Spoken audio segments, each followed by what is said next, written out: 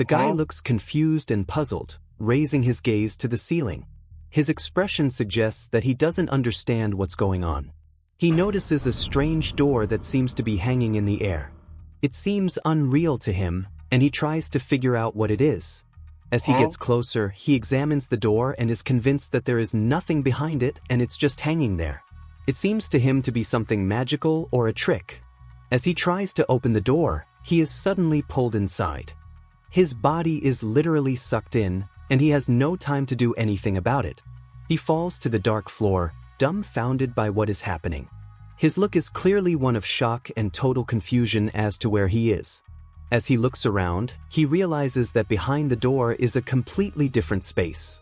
The place looks strange and frightening. Moving down the hallway, the guy notices that the surroundings are dark and threatening. He tries to figure out what this place is and calls out, hoping someone will answer. Suddenly, a loud sound, like a click or a bite, comes from the darkness. He fidgeted and stared ahead to see if he could recognize the source of the noise. A horrible creature with green glowing eyes and a skeleton-like body appears out of the darkness. It looks menacing and is clearly preparing to attack. Realizing the danger, the guy panics and rushes to escape while the monster lets out a deafening roar and rushes after him. The guy slams the door shut in a panic, apologizing for the intrusion, and hurries away. His movements are abrupt, his fear clearly overwhelming him. When he returns to the bed, he notices that the door has disappeared, leaving behind only strange footprints. He is concerned and tries to make sense of what is happening. Suddenly, a voice in the room informs him that he has awakened the Link of World ability. The boy is confused and doesn't understand what is happening. He looks around, trying to find the source of the sound, but sees no one around.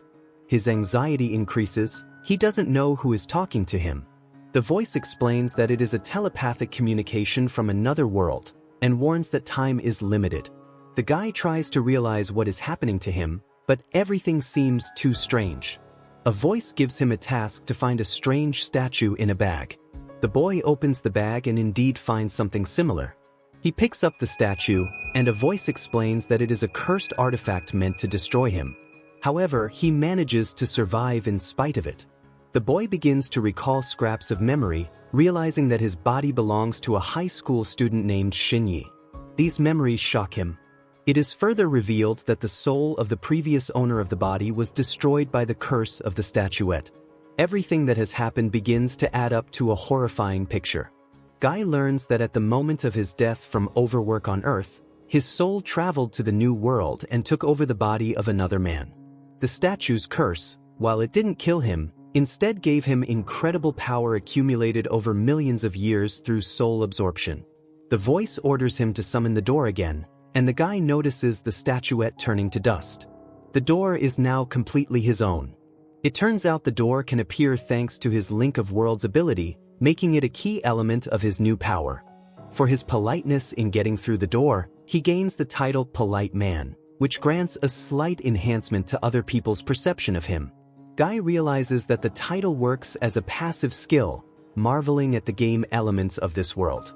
The voice warns that the enemies who left him the cursed statue will soon realize he's still alive, and are probably on their way to him.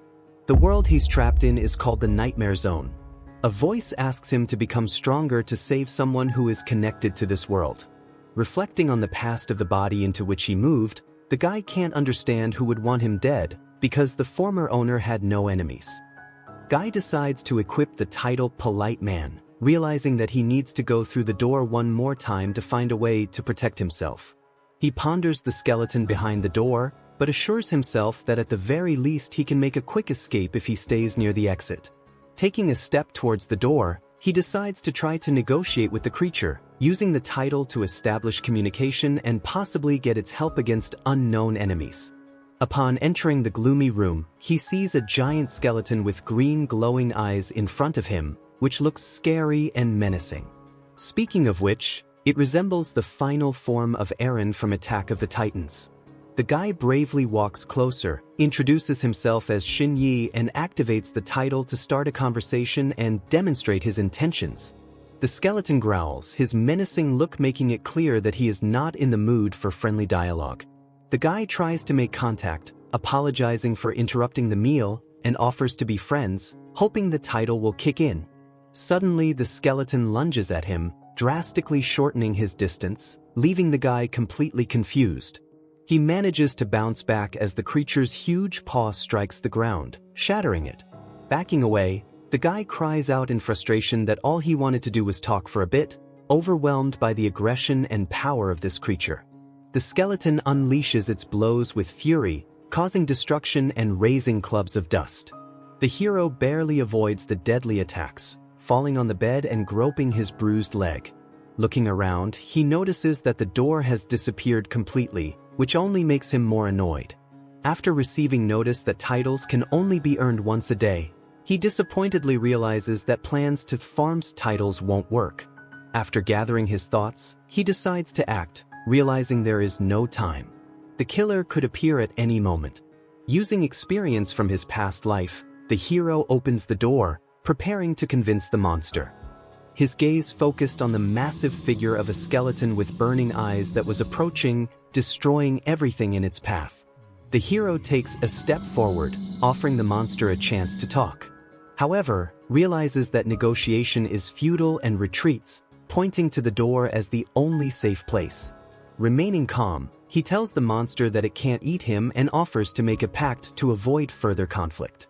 The giant skeleton with creepy green eyes rushes forward again, destroying walls and rushing forward with a frenzy.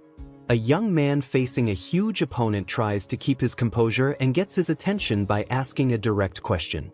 The monster, though looking threatening, seems intrigued by the young man's words, which creates a moment of unstable equilibrium between them. The young man notices with a keen eye that the monster's bones are damaged, pointing out cracks in the skull, ribs, and other parts of the skeleton. The skeleton pauses for a moment, as if pondering something, and his green eyes flash with renewed vigor. With a sly smile, the young man pulls out his phone, showing an advertisement for calcium pills and claiming they are better for bone repair. Offering to make a friendly arrangement, he assures the skeleton that he can help with the purchase of these nutritional pills. The young man makes one last move in an attempt to negotiate, asking if the monster will accept his offer. The skeleton, instead of answering, creates a vortex of energy around him that scares him and forces the young man to retreat. Despite the fierce attack, the young man remains resolute, gritting his teeth and intent on finding another approach to the problem. Magical energy shapes the contract, illuminating its contents as if emphasizing the importance of the moment. The hero stands on the doorstep in amazement, realizing that he has managed to make a magical contract. As he reads the monster's titles, he is amazed at his resounding merit until he notices the many dots of doubt. After perusing the text, he realizes that the monster doesn't hold such a high position, which confuses him a bit. The monster speaks of his ancient power, mentioning how his actions have affected humanity and caught the attention of even the gods. It is explained to the hero that the contract is mutually beneficial and fair, and can be broken if the terms are not met. As he signs the contract, he sees his name inscribed with magical energy, confirming the deal. The hero proudly realizes that he now holds significant titles, which noticeably boosts his confidence. The completion of the contract is accompanied by a bright flash of energy, combining the powers of the hero and the monster. Back home, the hero hears the warm words of his relatives who are concerned about his recovery and give him medication. Shinyi thanks his new parents for their care, happy to have a family for the first time. His father says his health and safety are the most important things to them. Shinyi reflects on his past as an orphan. There is a knock on the door in the house, and Shinyi along with her mother turn around in the direction of the sound in surprise. Two policemen from the East Precinct appear on the doorstep. One of them states that he has come to talk about the Shinyi case. The policeman says that such incidents are unpredictable and happen every year. He adds that Shinyi was lucky to survive, considering it a blessing in a series of misfortunes. Shinyi sinks into his thoughts, saying that the real Shinyi died because of the summoned monster. His face becomes serious and pensive.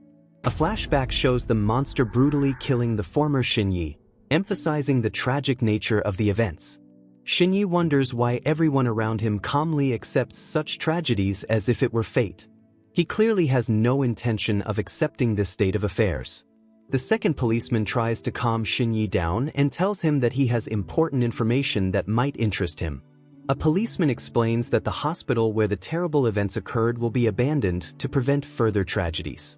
This decision has already been approved by the management. Shinyi looks at the young sergeant suspiciously and thanks him for the information, adding that he is worried as if someone is targeting him specifically. The police officer emphasizes that the protagonist is an ordinary high school student, with no enemies or complex social ties.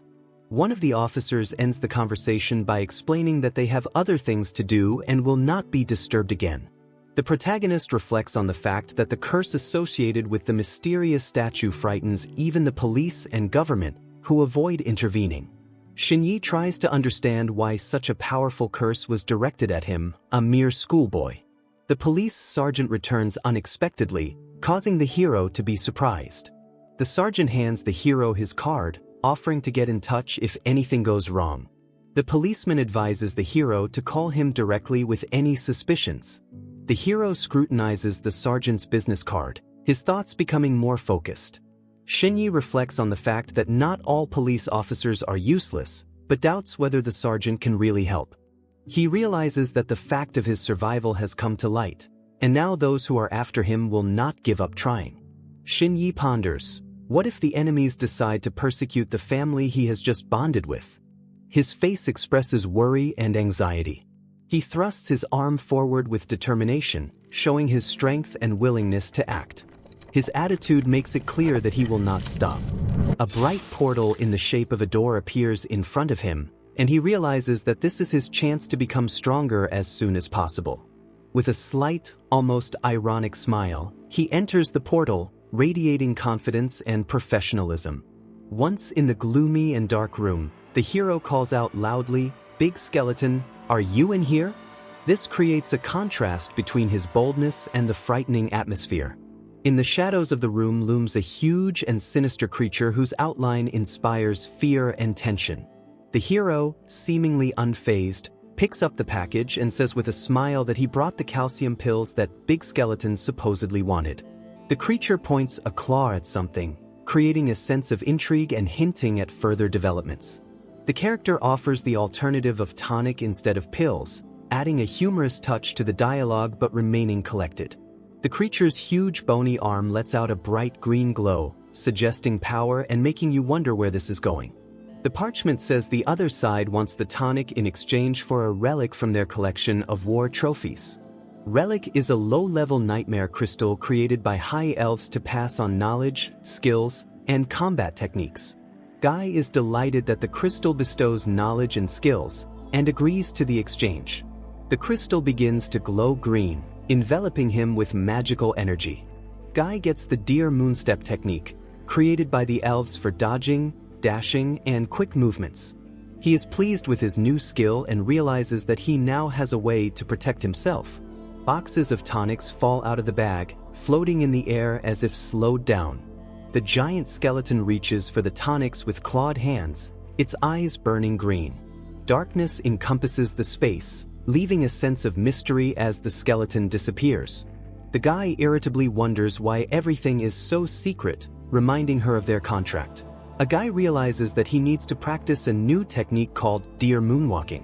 But unfortunately for him, he hears his father and mother come home, so he has to go back to his room.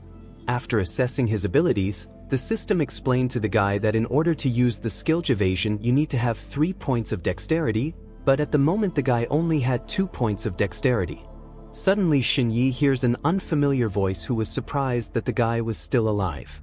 Turning back around, the guy notices a stranger in black holding some kind of dagger. And what's more, the dude was hanging from the ceiling like some damn Spider-Man. But looking closer, he was more like a Deadpool without the mask, who was very curious about what our guy was really worth. This assassin immediately tore out of his seat at our Shinyi to finally nail him. But what is it? Our guy dodged it? He's not so easy, is he, Mr. Killer? The assassin even praised Shinyi for his movements, and the guy himself was thinking that with just a little more time, he could be served as sashimi. The guy didn't understand what the killer was doing here. Had they already sent someone? Activating the title of polite person, Shinyi decided to greet the man, and then inquired how could he help? But the assassin only needed one thing for this sweetie pie to die. Shinyi didn't understand why his title didn't work, by the way. In that case, the system explained that all skills and titles have different ranks, from the lowest to the highest. And Shinye's polite man skill was just at the bottom. Realizing that this title could not be counted on now, the guy decided to use the skill for now, moonwalking deer. But the killer didn't like it, because the guy was slipping away from him like a slippery fish. In this case, the killer decided to use a gun. After all, as they say, fast legs only a bullet will catch, and therefore the guy will not be able to do anything. The guy didn't expect it at all, but what to do now? The system reminded Shinyi that titles could be used as a consumable for status points. The guy didn't understand why he would only find out about it. In any case, he demanded to use the title Polite Guy. After spending this title, the guy's agility finally reached 3 points. Now he also has the evasion skill available to him. Gathering all the green-colored energy in his legs, Shinyi abruptly tore past the assassin. The killer was shocked. Why the fuck was this guy so fast? And what kind of door is that? Anyway, he followed the kid through that weird door. Stopping and looking ahead, the man wondered, was this really the secret entrance? Shinyi stood behind him and laughed, then slammed the door behind him. The killer thought that the guy was already caught, but the door was already closed. How are you going to get out now? Anyway, it doesn't matter. There's a huge skeleton with its mouth ready to eat you. Blood and fear and stuff. Speaking of which, the skeleton has already started rebuilding its bones. Just a little more and it will be ready. Meanwhile, Shinyi stood at the closet breathing heavily.